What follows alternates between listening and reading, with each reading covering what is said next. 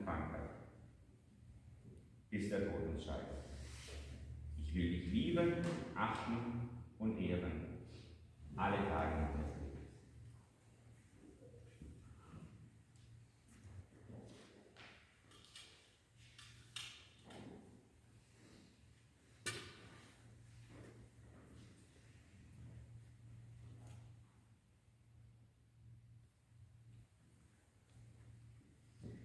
Trage diesen Ring als Zeichen unserer Liebe im Namen des Vaters, des Sohnes und des Heiligen Geistes.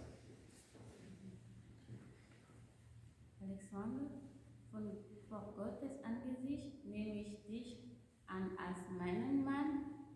Ich verspreche dir die Treue in guten und bösen Tagen, in Gesundheit und Krankheit, bis der Tod uns scheidet.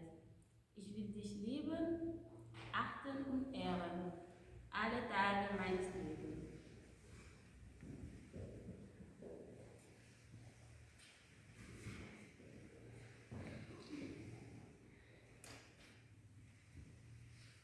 Hat dieser Ring als Zeichen unsere Liebe und Treue im Namen des Vaters und des Sohnes und des Heiligen Geistes. So reicht nebeneinander die Decke.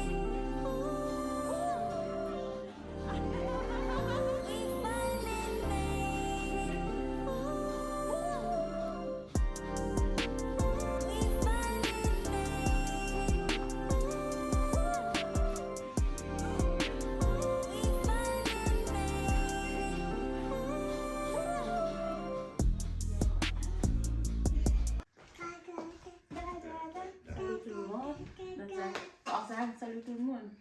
Also tout le monde. Tout le monde. Tout le monde. Ja. Salut tout le monde. Ja. Okay? Also. Salut tout le monde. Moi, Salut tout le monde. warte, Mama. Salut tout le monde. Ah, Ach, hör auf, ich Ja. sag erst. okay. Salut tout le monde. Wie war das? Salut tout le monde. Salut tout le monde. Nee.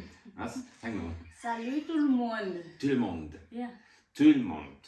Okay. Salut tout le monde. Salut tout le monde. Moi, c'est Bernie. C'est mon mari. Alex. Voilà.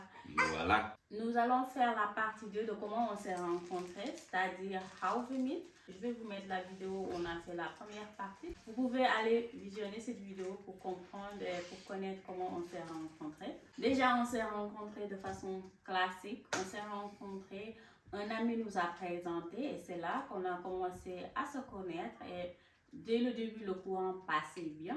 C'est là qu'on a avancé jusqu'au mariage et maintenant ça fait 5 ans, wie lange sind wir verheiratet? 5 Jahre. Yeah, maintenant ça fait 5 ans qu'on est mariés et on est là pour vous faire la partie 2 de comment mon mari m'a fait la demande en mariage, comment tout ça s'est passé. Alors, wie hast du mir den Antrag gemacht und comment tu m'as fait ta demande en mariage? Ja, Antrag, wir haben von Anfang an über das Thema Hochzeit gesprochen und war für uns eigentlich beide klar, dass wir heiraten möchten. Und ja, ich habe dich dann halt irgendwann gefragt mit Thema Hochzeit, nehmen wir das jetzt ernst, machen wir das? Und haben uns beide für entschieden, ja, wir machen das und haben es gemacht und haben es bisher nicht bereut. Déjà, moi, au début, quand j'ai connu mon mari, j'ai été claire avec lui. Je lui ai dit clairement que je ne voulais pas une relation où, tu vois, on se rencontre aujourd'hui, on se voit le lendemain, tu viens chez moi, je viens chez toi. Je ne voulais pas ça. Je voulais vraiment quelque chose de sérieux et je lui ai fait connaître ça. Je pense qu'au début d'une relation, c'est important, surtout pour les femmes, pour les jeunes filles, c'est important de dire à votre homme, à votre copain, qu'est-ce que vous attendiez de lui, qu'est-ce que vous attendez de la relation. Examinez dès le début la relation, est-ce que ça peut avancer ou pas, parce que c'est déjà perdu du temps quand vous êtes là, vous traînez dans une relation qui vous amène à nulle part. Et moi, au début, j'ai été claire avec mon mari et ça lui a fait prendre si vite la décision de me faire la demande de mariage, de me parler de mariage, seulement à 3 semaines. Ich glaube, das war nur nach 3 Wochen, oder? Nach 3 Wochen, nach 3 Wochen haben wir dann. Das war nach 3 Wochen, ja? Nach 3 Wochen. Okay, nach 3 Wochen. 3 Wochen haben wir, 3 Wochen. C'est allé vraiment très vite. Il faut savoir qu'à cette époque, mon contrat de travail allait bientôt terminer et je devais aller dans une autre ville pour travailler là-bas. Et cette ville-là, ça allait être vraiment loin de là où mon mari habitait. Ça allait être, wie lange musstest du fahren von Böffingen und Wilhelmsdorf? 2 Stunden. 2 Stunden. 2,5. 2-3 Stunden. 2-3 Stunden. Mit Auto, ein Weg. Ich dachte, 3 Stunden. Nee, Böffingen 2 Stunden, 2-3 Stunden. 2-3 Stunden.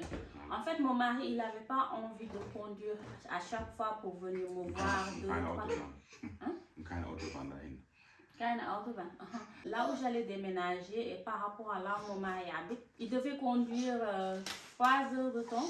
Il n'y avait pas d'autoroute, ce qui veut dire que... Autostrada. Ce qui veut dire que ça pouvait lui prendre peut-être 4 heures, 3 heures de temps pour venir me voir. Et je travaillais, lui il travaillait, et ça allait être un peu compliqué pour la relation. De conduire chaque week-end parce que lui il travaillait et moi aussi je travaillais. Donc s'imaginer conduire chaque week-end 2 ou 3 heures de temps pour venir me voir, c'est vraiment un challenge et ça peut aussi fragiliser la relation. C'est ça qui lui a aussi permis de se dire que ok, je vais me lancer, je vais y aller. Ich habe gesagt, ich muss umziehen. Wie war deine Reaktion? Was hat dich motiviert? Oder? Das hat mich bei der Reaktion hat mich, also Böffingen. Ja. Da hat mich eigentlich nichts motiviert. Da hat mich nichts motiviert, weil für mich war dann klar, wenn du so weit wegziehen musst, dass das vielleicht nicht gut funktioniert oder so, auf so eine große Distanz. Weil jeden Tag sehen, finde ich, in Beziehung ist besser wie nur einmal in der Woche. So. Et à l'époque aussi, je n'avais pas de permis, ce qui veut dire que c'est seulement lui qui devait conduire jusqu'à moi. Et la route, il n'y avait pas d'autoroute, ce qui veut dire que sur la route, c'est un peu compliqué. Ça peut te prendre vraiment 3 voire 4 heures de route. Et si tu le prends par exemple un samedi après-midi, tu conduis 4 heures ou 3 heures de route, tu n'as plus rien de la journée en fait. Tu arrives et c'est déjà nuit. Was hat dir motiviert, so mehr der Antrag gemacht? Wie warst du sicher oder was hat dich bewegt? Was hat mich bewegt? Mich bewegt hat mich mein Herz, mein Körper. Und wie schon im letzten Video haben wir uns natürlich kennengelernt und ich war eigentlich gleich im ersten Moment verliebt. Von dem her war das für mich persönlich eigentlich eine klare Sache. Ja, das ist eine Frau, die kannst du auf jeden Fall heiraten. Und ja, wenn die Liebe stark genug ist, dann steht ja nichts im Wege. Ja, so. Also, ja. Also auf jeden Fall hat mich mein Herz bewegt. Das war eine Herzentscheidung. Okay, aber warst du sicher? Ja klar, ich war mir sicher, ja. Okay. Also ziemlich sicher. Ich meine, 100%ige Sicherheit gibt es nie im Leben, ja.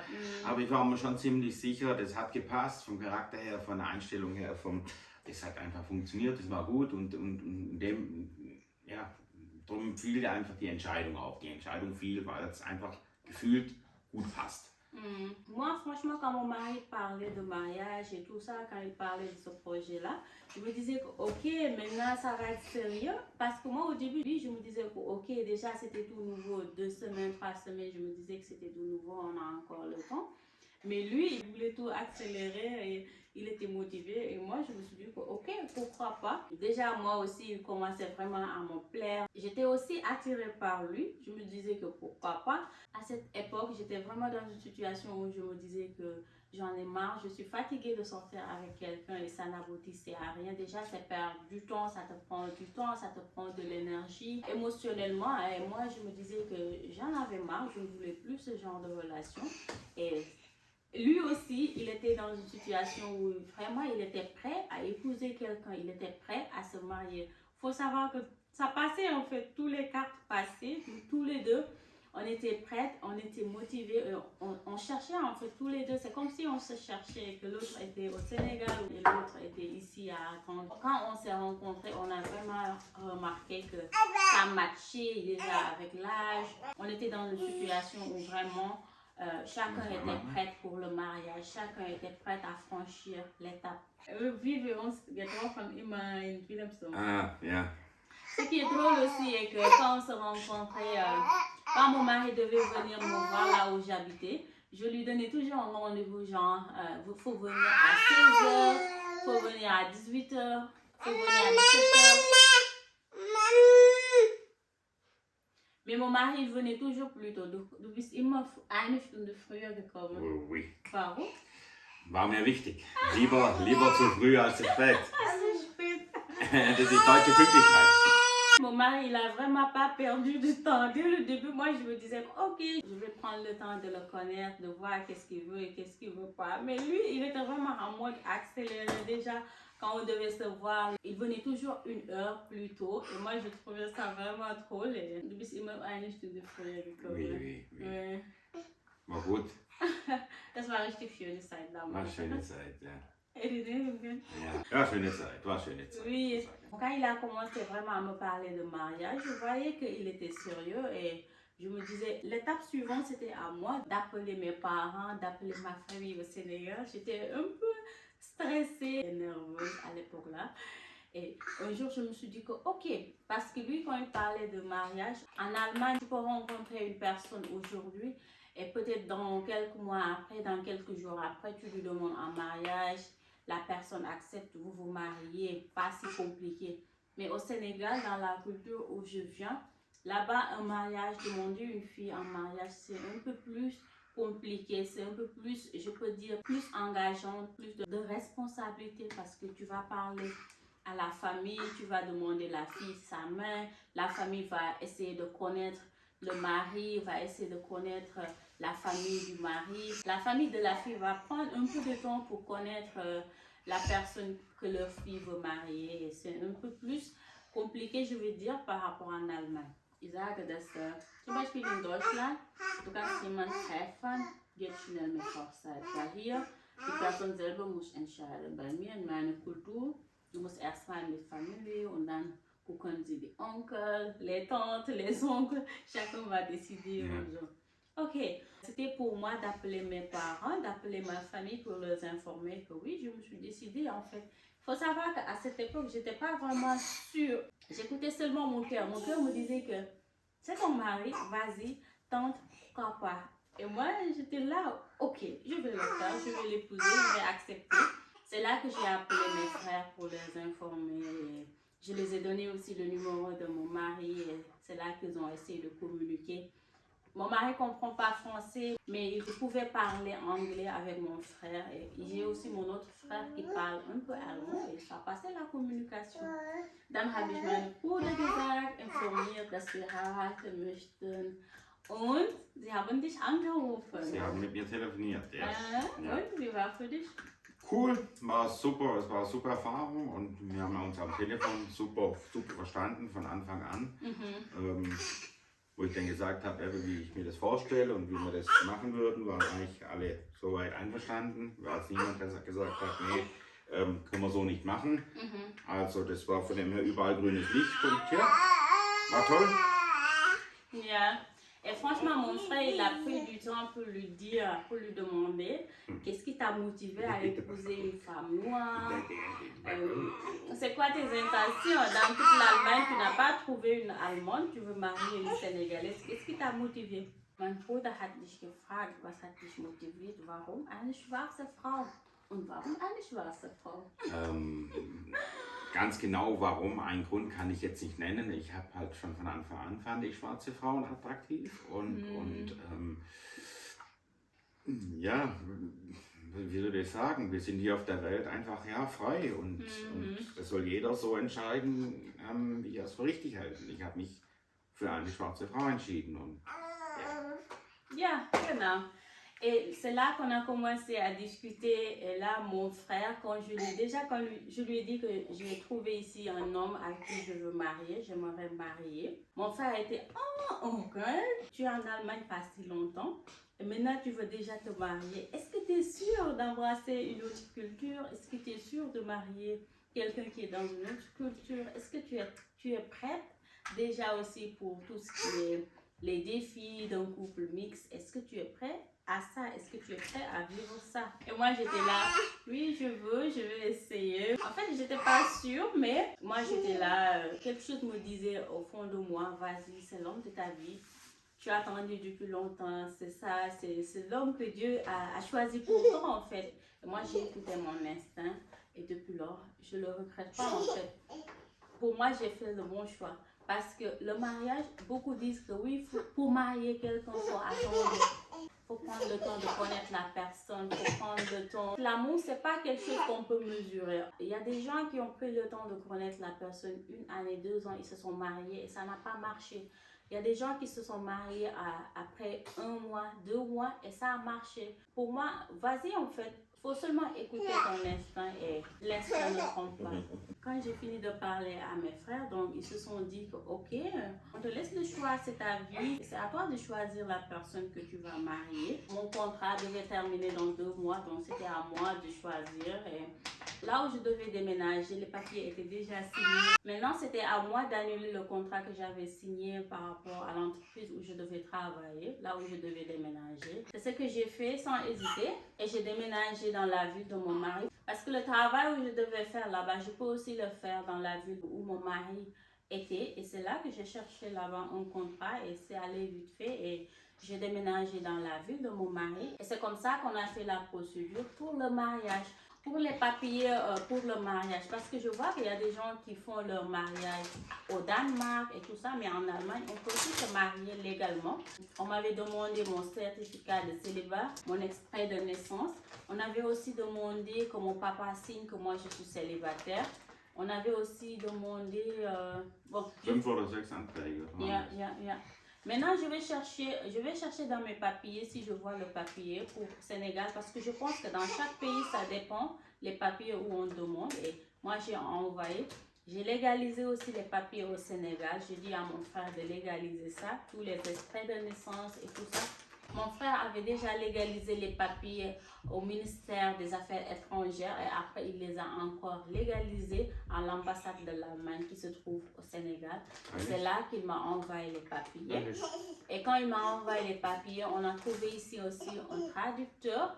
Le traducteur aussi a pu traduire les papiers. Et c'est là qu'on a fait la demande à la mairie Rathaus qui est ici. On a fait la demande. Et wie lange hat gedauert, bis unser Papier fertig? 2-3 Monate. 3 Monate. Ja. Et après, quand c'est sorti, on avait droit à se marier à la mairie. Parce que nous sommes mariés 2 fois, à la mairie et à l'église. Et on s'est mariés pendant le Corona-Zeit. Wir haben uns in der Corona-Zeit. Vor Corona noch. Nein, Corona-Zeit. ça vient de Corona. Während Corona-Zeit, ja. Corona-Zeit, ja. Ja. Je me rappelle quand on a fait notre mariage à la mairie, on n'avait même pas le droit de fêter.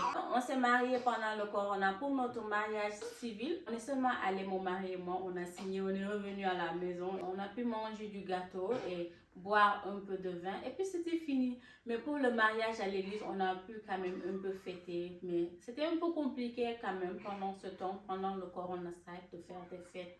Et depuis lors, on est ensemble et quelques années après, on a eu notre magnifique petite fille et voilà. C'était notre histoire. C'est comme ça qu'on s'est rencontrés. C'est comme ça que mon mari m'a fait sa demande en mariage.